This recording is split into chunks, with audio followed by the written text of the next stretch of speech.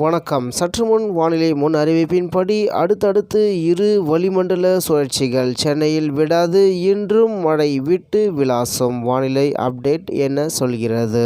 தென் தமிழக பகுதிகளின் மேல் ஒரு வளிமண்டல சுழற்சியும் கேரள பகுதிகளின் மேல் ஒரு வளிமண்டல சுழற்சியும் நிலவுகிறது. இதனால் தமிழகத்தில் வரும் 24ஆம் தேதி வரை மழைக்கு வாய்ப்பு இருப்பதாக சொல்லப்பட்டுள்ளது. செய்தியை முழுமையாக கேட்கறதுக்கு முன்னாடி நம்ம சேனலை சப்ஸ்கிரைப் பண்ணலாம். சப்ஸ்கிரைப் பண்ணிக்கோங்க. மறக்காம பெல் பட்டனை கிளிக் பண்ணிக்கோங்க. அப்பதான் நம்மளுடைய அப்டேட்டட் நியூஸ் உங்களுக்கு உடனுக்குடன் வந்து சேரும்.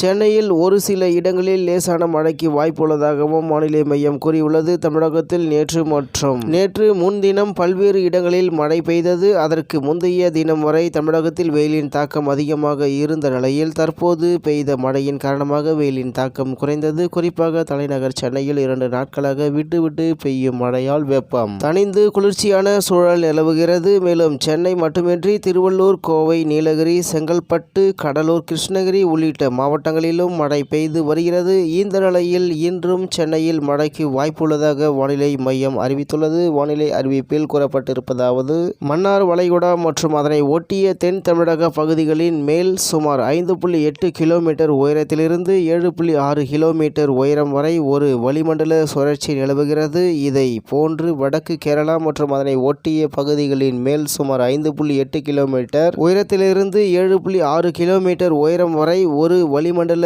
சுழற்சி நிலவுகிறது. இன்று மேற்கு தொடர்ச்சி மலை மாவட்டங்களில் ஓரிரு இடங்களில் இடி, மின்னல் மற்றும் பலத்த காற்றுடன் மணிக்கு 40 முதல் 50 கிலோமீட்டர் வேகத்தில் கூடிய மிதமான மழை பெய்யக்கூடும். ஏனைய தமிழகத்தில் ஓரிரு இடங்களிலும் புதுவை மற்றும் காரைக்கால் பகுதிகளிலும் இடி, மின்னலுடன் கூடிய லேசான மழை பெய்யக்கூடும். மேலும் அதிகபட்ச வெப்பநிலை இன்று முதல் 22/7/2026 வரை கடலோர தமிழகம், புதுவை மற்றும் காரைக்கால் பகுதிகளில் அதிகபட்ச வெப்பநிலை இயல்பை ஒட்டியும், ஏனைய தமிழகத்தில் ஒரு சில இடங்களில் 2 முதல் 3 டிகிரி செல்சியஸ் இயல்பை விட அதிகமாக இருக்கக்கூடும் என்று தகவல் வெளியாகி உள்ளது என்பது குறிப்பிடத்தக்கது. இத்துடன் இன்றைய வானிலை செய்திகள் நிறைவேறுகிறது. மேலும் இதுபோன்ற செய்திகளை உடனுக்குடன் தெரிந்து கொள்ள ஆர்கே நியூஸ் தமிழ்நாடு சேனலுடன் இருங்கள். நன்றி, வணக்கம்.